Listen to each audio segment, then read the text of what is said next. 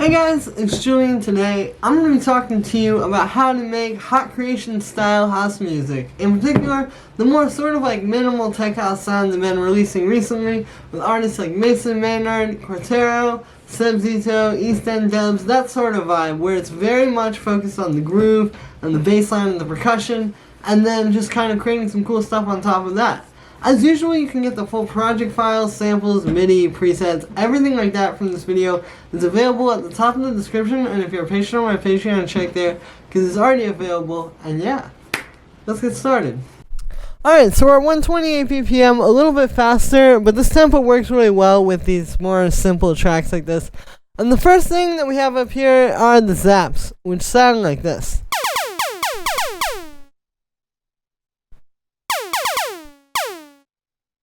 So yeah, really simple, just like a nice little sound. You know, with this style of track, as you can see, most of the track is in the low end and the percussion.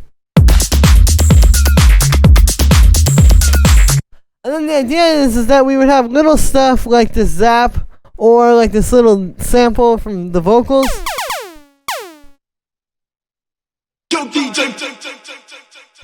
And then those kind of are just going to sit nicely on top of the low end and the percussion groove. But really, like, the zaps and that little vocal sample are meant to just kind of be like, sort of almost effects. Now, the way we're doing the zap, so it's just these two little patterns here, just kind of getting creative with 8th notes and 16th notes. And then for the sound, it's actually really simple. I've shown this on this channel before. You can see this is completely dry, you know, it's just in there kind of how it is. But all this is it's just made with operator. It's just a saw wave with like a short volume envelope like that. And then I have a pitch envelope, and that's what's creating the zap. So without the pitch envelope, and then with it. So yeah, pretty simple way to create a sound that's used a lot in this style of house. Then we have this vocal sample. So what it is it's that Yo DJ sample. And then, so I've got it just playing straight there, but over here you can see I actually chopped it a little so it goes. You can see I faded it a little bit and everything. And then this one's really about like where it hits in the beat. The fact that it starts on this 8th note right before there, or like there, so we get like, you know, versus just having it start right on the 1. You know, it's really important where your vocal samples fit into the beat. It's not just about like having the vocal sample, but it's how it all kind of plays together with what's already happening in the track. And so on this one, the effects are pretty simple. It's just an 8th note echo, a bit of drum bus to beef it up, and that also brings out the echo. And then this EQ8 here is just kind of shaping it, because without this, it's a little bit muddy.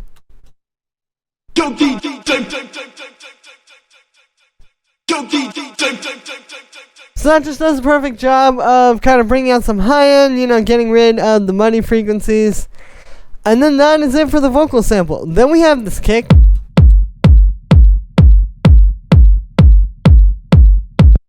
So yeah, this is a pretty straightforward kick. It's just a nice, really fat 909 style kick. This is one I made by layering some samples together. And you can hear, like, it has that punch to it, but it's also pretty boomy in the low end. It's got a nice, like, and that's just going through some drum bus. That transient snap is actually really helping to make this just kind of punch through a bit more. Then we have the bass line.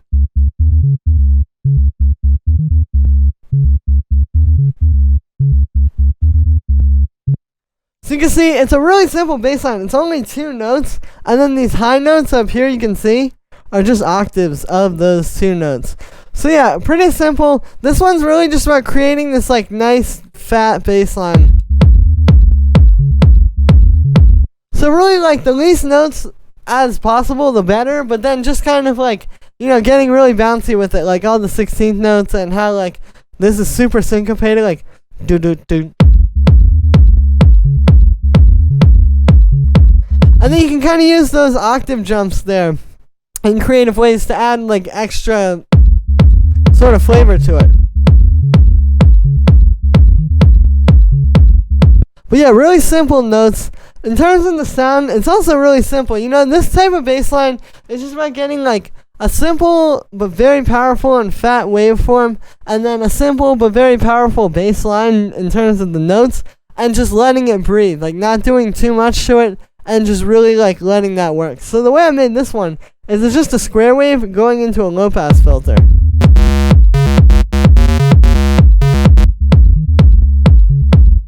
So you can hear that without the filter.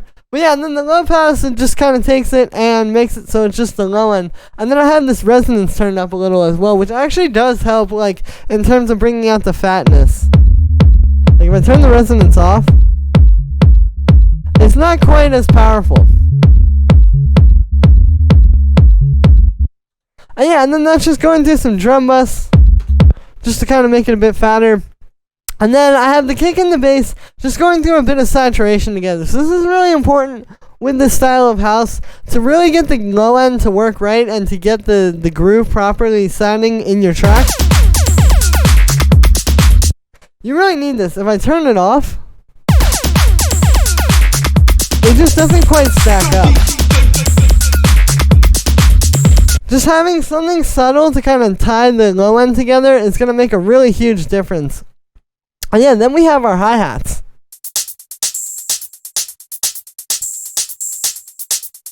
So this style of track, although it is minimal, there's a lot of little stuff that's going on here, and you can kind of break down, you're really going to see this with all the percussion too, but you can kind of break it down into different groups. So we have sort of like the main ones that you hear.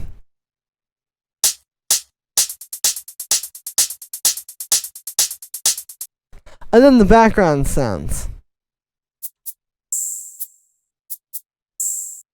And each one is equally as important, because if we play the whole track, but without those background hi-hats, it's missing a lot of flavor. Like, it just kind of feels a bit bland, versus if you turn those on. But then if you get rid of the main layers, then it's missing the main layers. So the main layers and these background elements are equally as important, and if you don't have enough stuff, it's gonna not really sound right. Like, it's gonna be able to, people are gonna be able to tell. And so what it really comes down to is just like knowing how to fit things in different places. So what I mean by this is, like, we have, like, this is a pretty standard house groove, like just having that going. So then it's like seeing what can fit in there. Like, okay, maybe the shaker can fit in. Just to add a little bit more high end on some of the notes. And then like that ride fits in nicely in between some of the other spaces. So yeah, just doing it that way. In terms of the individual sounds, you can hear, like, with the main hi-hat, so it's two layers. It's this one, and then this one, and you put those together, and you get one very punchy hi-hat. And then I'll also show you, pretty much like these two are just samples. The noise ride is made with operator. So all this is, it's just white noise. Here's without the filter. And then I'm just putting it through a high pass filter, actually, with a high resonance. And that's what creates that sort of metallic, like, sound.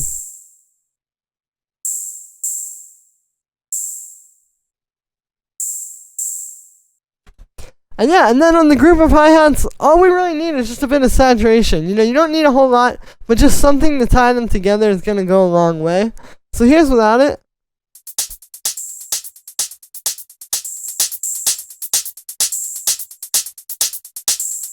And then with it, you can hear, yeah, it all just sounds a lot fatter and more full. Then we have the percussion.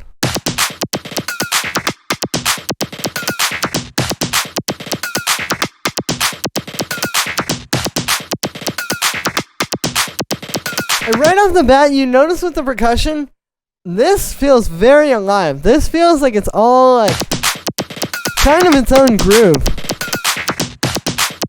And that's what you want to aim for. You know, you really need to, like, kind of fill in every space with this. Again, this is minimal tech house, but the minimalism kind of comes more, like, with the types of sounds. Like, none of these sounds are that big on their own. But when you put them all together like this, they sound huge.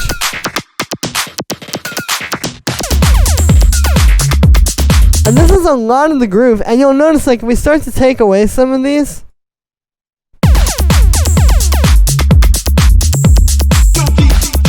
it doesn't really have the same magic. Like you really need all of this stuff.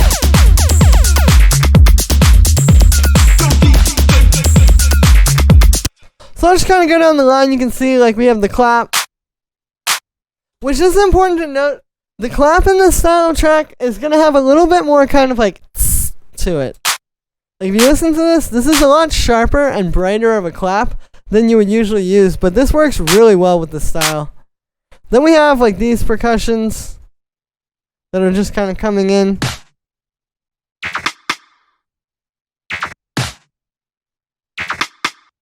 This robotic percussion is actually kind of interesting because you can see it's actually like 3 hits in one. Then we have this little bell. Again, another one of those elements that just seems like you wouldn't even notice it, but having that little doo-doo every time makes a big difference. Then we have like this little low percussion, which is a bit more in the background, but you can hear it.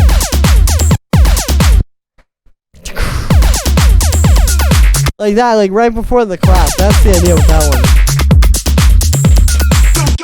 Then we have this one. You actually can notice this one pretty strongly.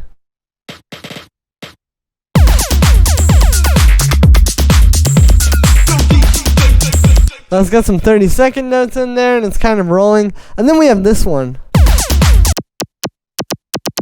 which is really like a sort of background percussion. But if I turn that off, and then turn it on, see, we have that constantly going. Even though it's a bit quieter and it's kind of a smaller sound, it makes a huge difference in terms of like the energy in the track. You really see how important that is. And yeah, and then on the group of percussion, we just have a bit of drum bass. There's without it. And then with it, just ties it all together. Gets all that percussion to really kind of fit into the same space.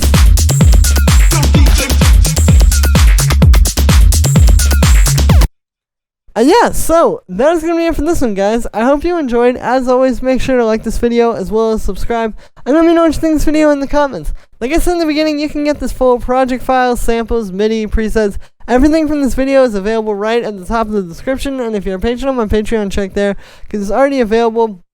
And yeah, thank you for all the support, guys. All those sample pack sales really go a long way to help me out so I can keep bringing you guys new videos every day.